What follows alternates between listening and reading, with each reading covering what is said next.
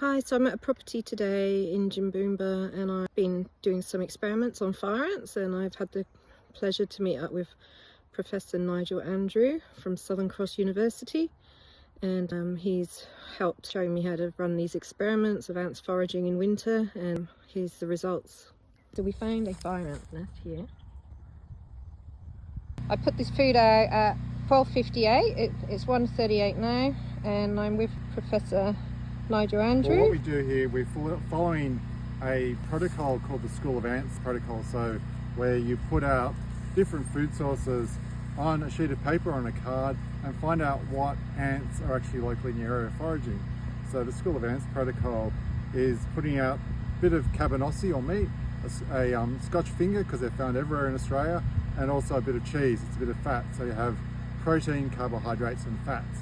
So you can actually identify what ants might be foraging around. So today's a lovely day, a lovely sunny day. It's cool in the middle of winter, and if fire ants or any ants are foraging, they would be going for this hard. They would actually be going for an active food source. So we put the food sources close to the nest, that's within, I'd say, 50 centimetres or less.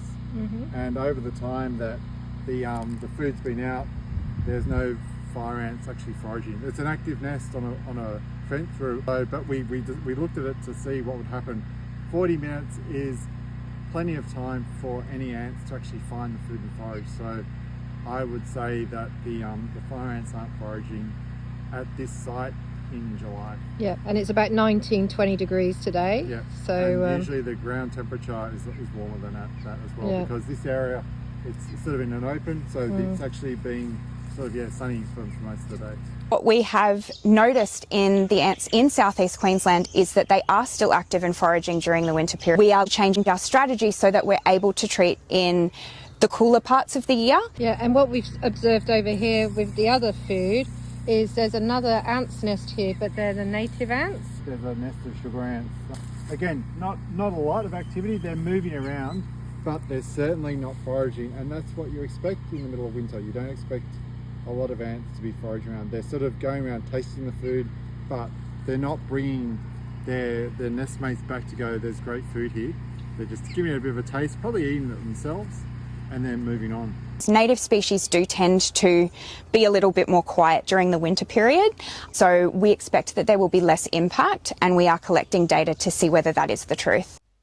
The plan is secret, classified as cabinet in confidence.